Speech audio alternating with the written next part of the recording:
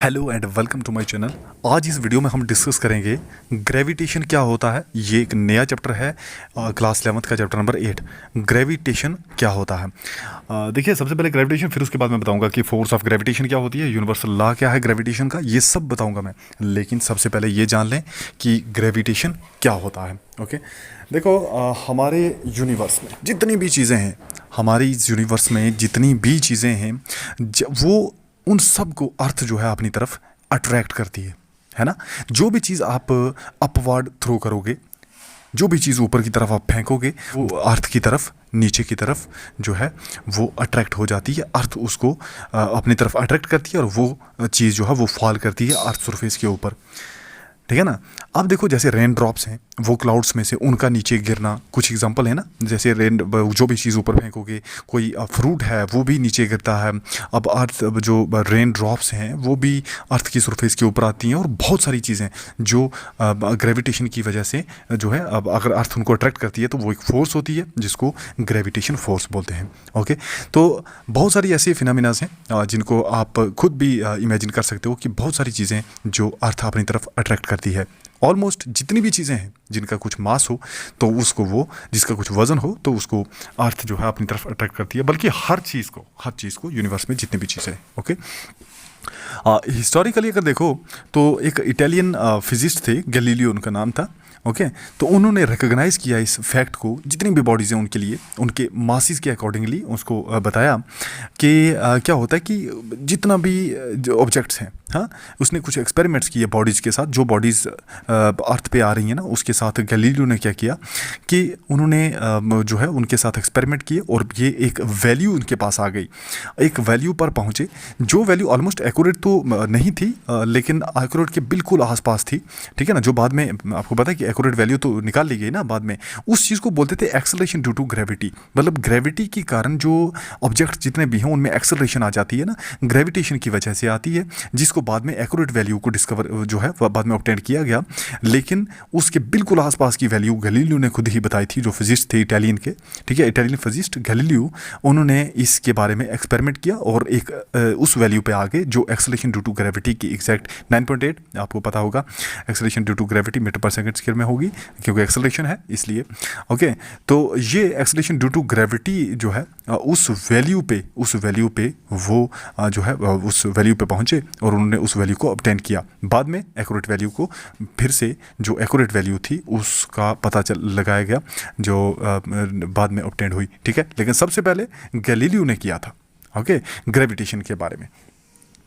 वैसे भी आपने बहुत सारी जैसे न्यूटन्स लॉ के बारे में आपने पढ़ा था, है ना, मोशन में। जब आपने न्यूटन्स लॉ के बारे में पढ़ा, और उसमें आपने देखा था कि ग्रेविटेशन का भी बहुत बड़ा रोल होता है। जैसे हमने कहा था कि जो फर्स्ट लॉ ही यही कहता है ना कि जो कोई भी बॉडी हो, स्टेट अगर स्टेशनरी स्टेट में है तो वहीं पर रहेगी, अगर मोशन में है तो मोशन में ही रहेगी, जब तक उस पर जो एक्सटर्नल फोर्स है, जैसे फोर्स ऑफ ग्रेविटेशन हो गया, फ्रिक्शन फोर्स हो गई, तो ग्रेविटी जो है वो उस बॉडी को खींच लेती है अपनी तरफ। तो इसीलिए वो बॉडी रुक जाती है जो अपने पाथ पे मूव कर रही होती है। तो कोई भी बॉडी मोशन में होगी, अगर मोशन में है तो मोशन में ही रहेगी, अगर बाहर की एक्सटर्नल या ग्रेविटेशन फोर्स या कोई भी फोर्स जो है उस पर एक्ट, डिफॉर्मिंग फोर्स एक्ट ना करे, तो वो बॉडी जो है वो मूव करती रहेगी, ठीक है। ये फर्स्ट लॉ में न्यूटन ने खुद कहा था। ओके, तो अब फोर्स ऑफ ग्रेविटेशन क्या होती है, ये चीज़ मैं आपको बताता हूँ कि फोर्स ऑफ ग्रेविटेशन क्या होती है, फिर आगे और नेक्स्ट टॉपिक करते हैं। नेक्स्ट टॉपिक मतलब यूनिवर्सल लॉ ऑफ ग्रेविटेशन क्या है। सबसे पहले फोर्स ऑफ ग्रेविटेशन क्या है, इस टॉपिक को हम पढ़ते हैं। ओके, देखिए, फोर्स ऑफ ग्रेविटेशन की बात करोगे तो फोर्स ऑफ अट्रैक्शन, ये अट्रैक्शन की फोर्स होती है दो मैसिव बॉडीज। मैसिव बॉडीज कौन सी होती हैं? जिनका कुछ मास हो, जिनका कुछ वजन होगा, ठीक है। दो मैसिव बॉडी के बीच में जो अट्रैक्शन, फोर्स ऑफ अट्रैक्शन होती है ना इस यूनिवर्स में, उसको फोर्स ऑफ ग्रेविटेशन कहा जाता है। क्या कहा मैंने? फोर्स ऑफ ग्रेविटेशन क्या है? फोर्स ऑफ ग्रेविटेशन वो फोर्स होती है जो दो मैसिव बॉडी के बीच में अट्रैक्शन की फोर्स हो, उस अट्रैक्शन वाली फोर्स को फोर्स ऑफ ग्रेविटेशन कहा जाता है। इतना पता चला कि फोर्स ऑफ ग्रेविटेशन क्या है। ओके, अब मैं आपको बताता हूं कि यूनिवर्सल लॉ ऑफ ग्रेविटेशन क्या चीज़ है। देखिए, यूनिवर्सल लॉ ऑफ ग्रेविटेशन, सबसे पहली बात मैं आपको बताऊं कि यह लॉ जो है ये फॉर्मुलेट किया था सर इसाक न्यूटन ने। न्यूटन ने ये लॉ दिया था, यूनिवर्सल लॉ ऑफ ग्रेविटेशन। इस लॉ के अकॉर्डिंग क्या होता है कि इस लॉ के अकॉर्डिंग जो हर एक मैसिव पार्टिकल है, जो जिसका कुछ मास होता है, वो हर दूसरे पार्टिकल को, जिसका भी कुछ मास होगा दूसरे पार्टिकल का ना, है ना, इस यूनिवर्स में वो अट्रैक्ट करता है। कोई भी चीज़ जिसका कुछ मास होगा वो दूसरे पार्टिकल जिसका भी कुछ मास होगा अट्रैक्ट ज़रूर करेगा। ठीक है ना, इस यूनिवर्स में जितने भी मासेस हैं, जितने भी पार्टिकल्स हैं, वो अट्रैक्ट करेंगे।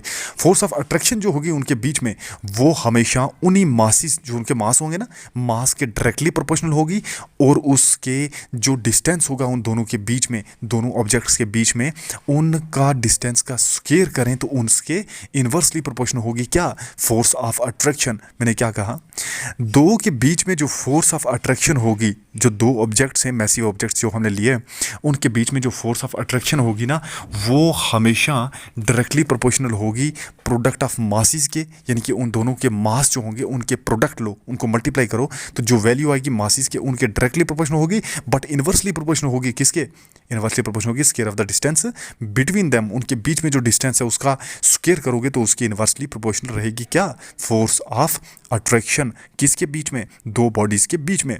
अब अगर मान लीजिए कि हमने दो कोई भी पार्टिकल्स जो हैं वो कंसिडर किए, इनमें से एक का मास था m1, एक का मास था m2। अब उनके बीच में जो डिफरेंस है, वो डिस्टेंस जो है, एक पार्टिकल m1 आपने यहाँ पे रख लिया, एक पार्टिकल आपने m2 यहाँ पे रख लिया, दो के बीच में कुछ तो डिस्टेंस होगा ना, कुछ यहाँ से यहाँ तक कुछ तो डिस्टेंस होगा। उस डिस्टेंस को आप r मान लो, तो बाद में r स्क्वायर करेंगे, वो बात की बात है, लेकिन सबसे पहले आपको ये पता होना चाहिए कि दोनों के बीच का जो डिस्टेंस है वो r है। अब फोर्स ऑफ अट्रैक्शन F जिसको बोलते हैं, वो क्या होगी, जो फोर्स ऑफ अट्रैक्शन होगी ना दोनों के बीच में, वो F डायरेक्टली प्रोपोर्शनल होगा m1 m2 के, यानी कि प्रोडक्ट ऑफ मासेस बोला था। दूसरी बात ये कही थी कि inversely proportional, F inversely proportional to r square, वो आपको ये दिख रहा है यहाँ पे मैंने यहाँ पे बताना है आपको कि F inversely proportional to r square, F is directly proportional to m1 m2, ये पता चला। अब हम इन दोनों को कंबाइन करेंगे, दोनों को क्लब करेंगे, तो एक चीज़ बनेगी कि F इज़ डायरेक्टली, हम ऐसे लिखेंगे यहाँ से, F directly proportional to m1 m2 and inversely नीचे आ गया ना, inversely proportional to r square. तो इसको हमने कंबाइन करके लिखा F is directly proportional m1 m2 upon r square. जब अपान में आया तो आपको पता ही है, जब वैल्यू छोटी तब उसकी जो ओवरऑल वैल्यू होती है वो बड़ी हो जाती है, जब वैल्यू बड़ी होती है तब उसकी ओवरऑल वैल्यू छोटी।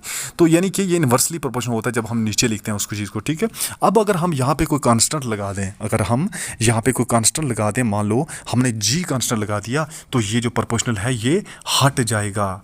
ये प्रोपोर्शनल हटा तो हमने g लगा दिया, तो g m1 m2 upon r square आ गया आपके पास। ठीक है, g क्या है, g कांस्टेंट है।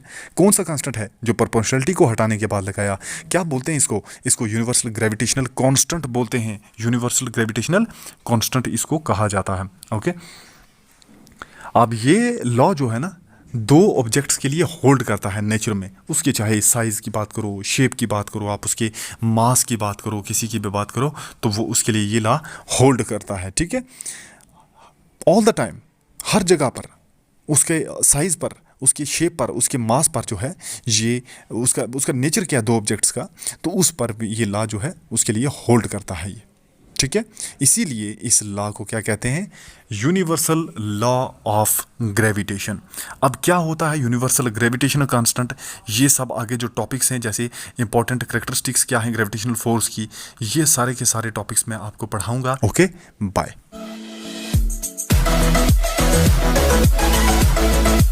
We'll be right back.